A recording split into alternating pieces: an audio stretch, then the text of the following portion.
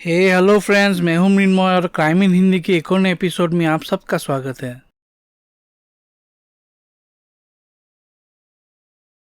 दोस्तों, हमने American serial killers के बारे में तो काफ़ी एपिसोड बनाए हैं, काफ़ी सारी बातें की है, लेकिन हमारे इंडिया में भी काफ़ी सारे सीरियल किलर्स रहे हैं और आज का ये जो एपिसोड है वो उन्हीं में से एक के ऊपर है। नेटफ्लिक्स में एक नया सीरीज आने वाला है, द इंडियन प्रीडेटर करके, और इसमें एक एपिसोड है द बुचर ऑफ दिल्ली।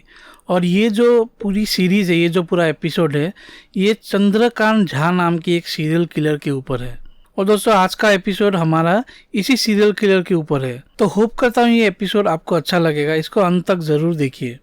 और अगर अच्छा लगे तो प्लीज़ मेरे चैनल को मत भूलिए लाइक और सब्सक्राइब कीजिए, और नए व्यूवर्स तो प्लीज़ दोस्तों लाइक और सब्सक्राइब ज़रूर कीजिए। Thank you so much. दोस्तों, ये जो चंद्रकांत झा है, ये बहुत ही एक खूंखार सीरियल किलर है, बहुत ही खतरनाक आदमी है। ना सिर्फ इसने 7 लोगों का खून कर दिया था, बल्कि जिस तरीके से इसने लाशों को टुकड़े टुकड़े करके इधर उधर बिखेर दिया था, वो भी उनमें से 2 लाशों को तिहाड़ जेल के सामने डाल दिया था, उनके मतलब टुकड़ों को। आप सोचिए कितना खतरनाक आदमी हो सकता है। यहाँ तक कि पुलिस को इसने लेटर लिख के चैलेंज किया था कि अगर तुम में दम है तो मुझे पकड़ के दिखाओ, इस तरह का। आप सोचिए, बहुत ही ज्यादा खतरनाक आदमी था। दोस्तों, इसका जन्म हुआ था 1967 में। बिहार के माधेपुरा डिस्ट्रिक्ट में गोसाई गांव में इसका जन्म हुआ था। इसने करीब 7वीं तक की पढ़ाई की थी और 1986 में ये दिल्ली में आया था। दिल्ली में आकर इसने कई सब्जी मंडी वगैरह में लेबर का काम शुरू कर दिया था। इसकी अब तक 2 बार शादी हो चुकी है और पहले बीवी को कुछ 1 साल के अंदर ही छोड़ दिया था। उसके बाद एक और लड़की, कोई ममता नाम से है, उससे इसने शादी कर ली। अब इसने जो ये दूसरी पत्नी से शादी की, इस शादी से इसे करीब 5 लड़कियां, 5 डॉटर्स हुई। काम वगैरह की तलाश में यह ज्यादातर अपने मतलब फैमिली के साथ नहीं रहता था, कहीं और जगह रहता था, इसलिए इसका कोई पता ठिकाना से कोई परमानेंट नहीं था। अब इसने क्या किया था दोस्तों, 1998 से लेके 2007 के बीच, यानी कि 9 सालों में 7 अलग अलग लोगों का इसने खून कर दिया था। खून करना तो खैर एक बात है, पर जिस वजह से इस आदमी को हम लोग इतना इविल, इतना खतरनाक बोल रहे हैं, उसका रीजन है ये जिस तरह से खून करता था,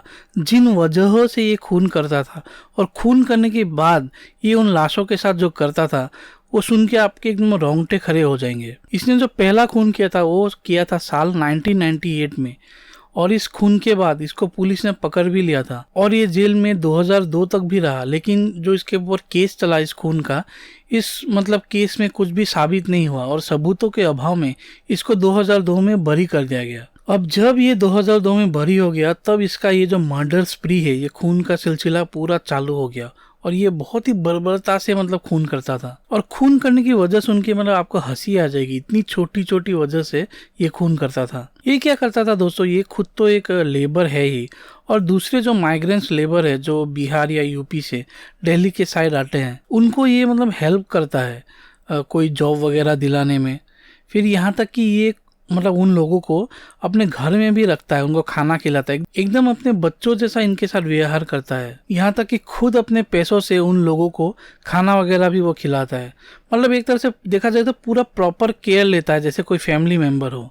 लेकिन इसके बाद दोस्तों, वो भी शायद उन लोगों से कुछ एक्सपेक्टेशन रखता है कि वो उनको इतना प्यार दे रहा है, इतना केयर दे रहा है, घर दे रहा है, तो वो शायद सोचता होगा कि वो लोग भी इसको एकदम अल्टीमेट रेस्पेक्ट दे, ऐसा कोई फादरली फिगर टाइप का समझे। लेकिन दरअसल ऐसा तो होता नहीं है।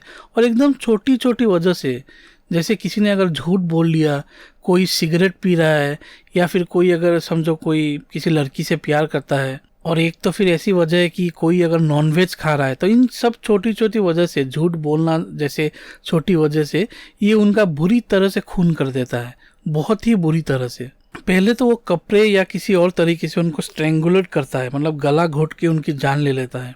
उसके बाद उनके हाथ पांव काट के शरीर के एकदम अलग अलग टुकड़े कर देता है और दिल्ली के अलग अलग जगह में ऐसे फेंक देता है। इसके जो विक्टिम्स हैं उनके बारे में थोड़ा सा बात करते हैं। इसका जो पहला विक्टिम था, जो 1998 में इसने खून किया था, उसका नाम था मंगल, और उसकी जो लाश है वो आदर्श नगर के पास कहीं पे मिली थी। इसके लिए इसको अरेस्ट भी किया गया था, पर सबूतों के अभाव में इसको 2002 में छोड़ दिया गया। फिर 2003 में इसका एक एसोसिएट था जिसका नाम था शेखर। शेखर को झा ने सिर्फ इसीलिए मार डाला क्योंकि शेखर जो है वो शराब पीता था। सिर्फ उसी वजह से झा ने शेखर का खून कर दिया। फिर उसके बाद उसी के एक दोस्त उमेश का उसने खून कर दिया, जिसको मतलब झूठ बोलने की आदत थी, और ये झा को ये एकदम पसंद नहीं था। और ये जो उमेश है उसकी बॉडी के टुकड़े टुकड़े करके झा ने तिहाड़ जेल के बाहर, तिहाड़ जेल के गेट के पास एक बोरी में भर के एकदम छोड़ दिया था। उसके बाद पुलिस ने जब देखा तो उसके साथ एक लेटर भी उसने लिखा था। उस लेटर में यही लिखा था कि अगर तुम्हारे में हिम्मत है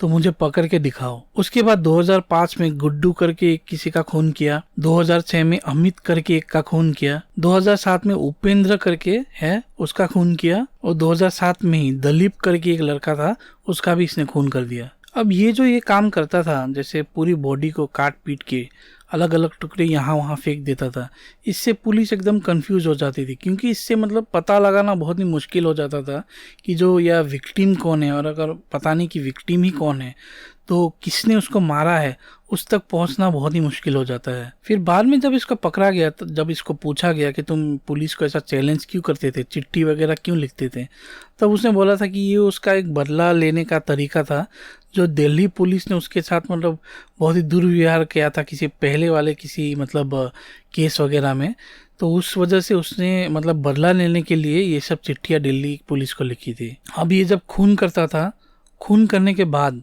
ये कुछ डेथ रिचुअल जैसा करता था। आप सोचिए, जिस रूम में उसके विक्टिम की लाश पड़ी होती थी उसी रूम में वो खाना खाता था, और ये उसके खुद के वर्ड से कि एक डेड बॉडी को एकदम एक्सपर्ट तरीके से वो म्यूटिलेट कर सकता था, मतलब उसको काट पीट सकता था एकदम एक्सपर्ट तरीके से बहुत ही जल्द।